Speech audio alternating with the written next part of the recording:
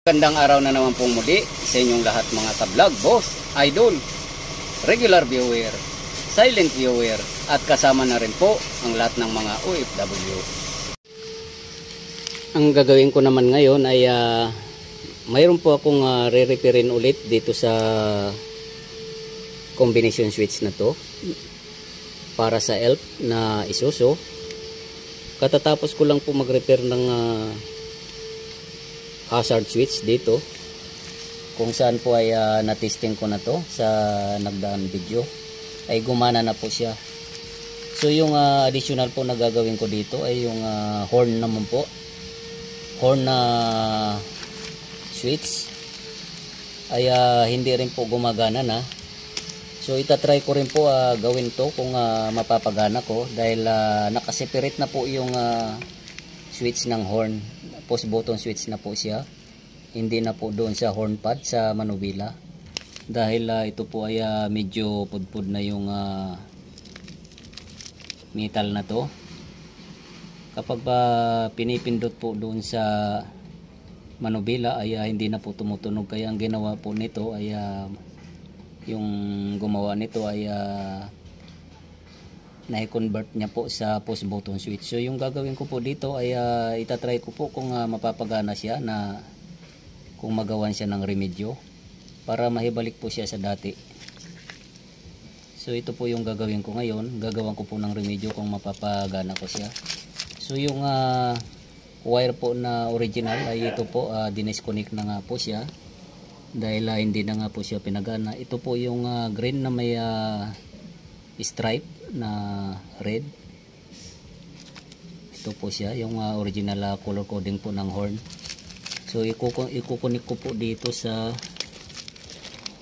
yan, kung saan po yung gumagalaw na yan. Diyan ko po siya ibabalik dahil tinanggal na po dyan. At itong wire po na to ay nandito na po, disconnected na rin po siya. So ito po siya, yan. Ito po yung wire niya na original, at ito po siya, yan. So ang gagawin ko po dito, itatry ko po kung kayang ibalik para parehas na po siyang mabalik sa dati. Katulad po itong hazard switch na to ay naibalik ko na po siya sa dati dahil nagawan ko po ng remedyo. So ganon din po yung gagawin ko sa push button switch, na maibalik po siya sa horn pad sa manubila, yung pinipindot po natin para paganahin yung horn na nandun po sa manubila sa ibabaw. Yun po yung gusto kong mangyari na gawin ko kung pwede siyang maibalik. So ito try po natin, hihinangin ko po siya. Yan, ganyan po yung magiging ito po yung mga gamit ko. Yan, yan.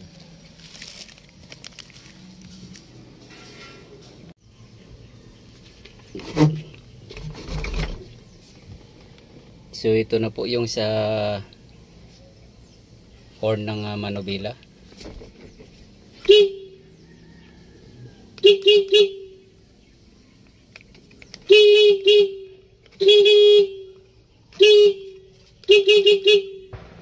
Yan, balik na po siya.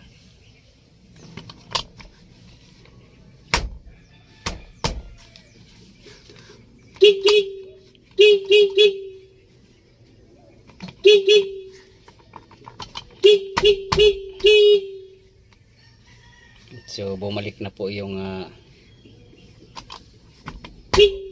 dating horn na nandito na po sa manubila. At ito naman po dito ay gumagana rin siya.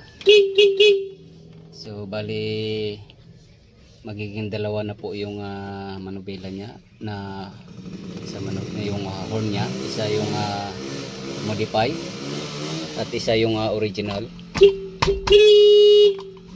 So ayusin ko pa po itong contact dito kasi nga masyado na pong makalawang, at kailangan pong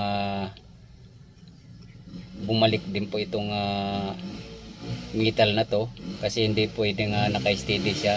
Medyo pag minsan po nag-i-sticky yung contact, yung niya, yung connection dito. So kailangan ko pong ayusin na lang to, pero yung na-repair ko po doon sa loob ay okay na po siya.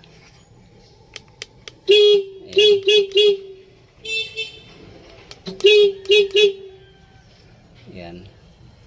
So konting ano na lang po to trabaho, dahil lilinis-linisin ko na lang yung mga kalawang na yan, at yung kontak dito sa ilalim ay dapat malinis din siya, para pag dinidiin siya ay talagang maayos yung kontak niya between yung metal to metal na ano. Yan o.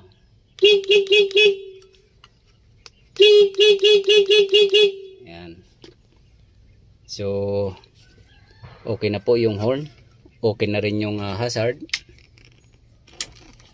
So yung hazard ay hindi ko na naibalik pa.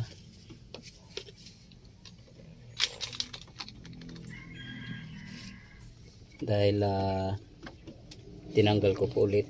Ayan no, yung signal ay naka-disconnect siya. At tested na po to.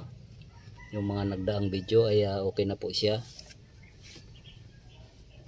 So balik na po yung horn at saka hazard sa original na connection. So hanggang dito na lang po muna ang video kong ito. Please like, subscribe na lang po and hit notification bell para sa susunod na mga video. God bless all po.